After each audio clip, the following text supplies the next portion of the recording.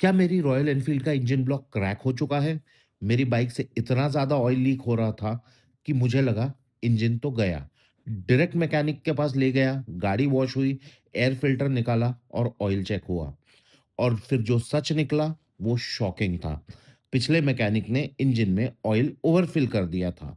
Excess pressure की वजह से ऑयल बाहर आ रहा था और मुझे लगा ब्लॉक क्रैक हो गया। बस थोड़ा सा एक्स्ट्रा ऑयल निकाला और सिर्फ 300 रुपए में प्रॉब्लम सॉल्व। अब बाइक बिल्कुल स्मूथ है, नो लीक, नो टेंशन। मतलब जो बड़ा इंजन इशू लग रहा था वो निकला एक छोटा सा मिस्टेक। फॉलो करो, अब असली बॉबर बिल्ड स्टार्ट हो।